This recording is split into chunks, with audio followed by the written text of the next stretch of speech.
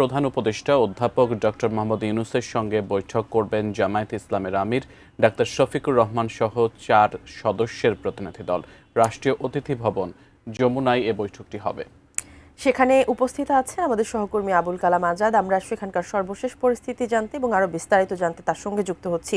আজাদ, আমাদের জানান যে এই যে সন্ধ্যায় যে বৈঠকটি হবার কথা সেটি কখন নাগাদ শুরু হতে পারে, কোনো নির্দিষ্ট সময় পেয়েছেন কিনা, এবং তাদের আসলে এজেন্ডা আজকে কেমন কি হতে পারে বলে আপনার কাছে মনে হচ্ছে?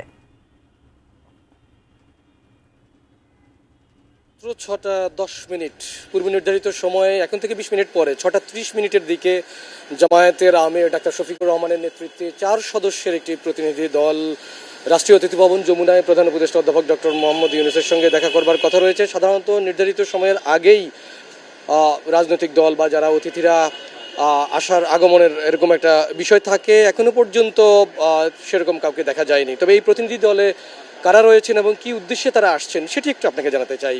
এই প্রতিনিধি দলে জামায়াতের আমির ছাড়াও নায়েবে আমির সৈয়দ আবদুল্লাহ মোহাম্মদ তাহের, সেক্রেটারি জেনারেল মিয়া গোলাম পরওয়ার এবং সহকারী সেক্রেটারি জেনারেল রফিকুল ইসলাম খান, এই 3 জন সদস্য রয়েছেন সেরকমটি আমরা জানতে পেরেছি। জামায়াতের মিডিয়া সেল থেকে জানানো হয়েছে যে সমসাময়িক বিষয়, বিশেষ করে রাজনৈতিক গুরুত্বপূর্ণ বিষয়ে আলাপ আলোচনা হতে পারে। আপনি জানেন যে এরই মধ্যে জামায়াতের নেতৃত্বে 11 দলীয় জোট ছিল, সেখান থেকে জোট থেকে বেরিয়ে যাওয়ার একটি বিষয় রয়েছে। জামায়াত আসন বন্টন করেছেন শরিকদের সঙ্গে।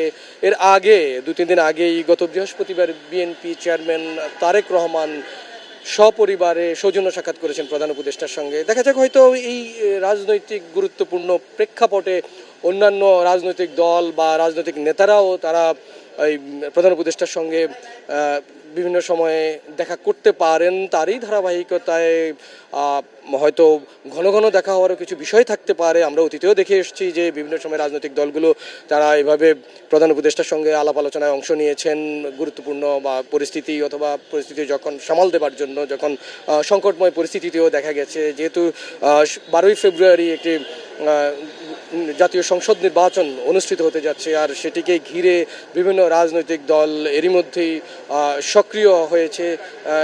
সেই অংশ হিসাবেই জামায়াত আজকে গুরুত্বপূর্ণ একটি বৈঠকে অংশ নেবে। বৈঠকের পরপরই কী বিষয় নিয়ে আলাপ আলোচনা হয়েছে সেই বিষয়গুলো আপনাদেরকে জানিয়ে দিতে পারবো। তো এখনকার মতো এই ছিল আমার কাছে সবশেষ।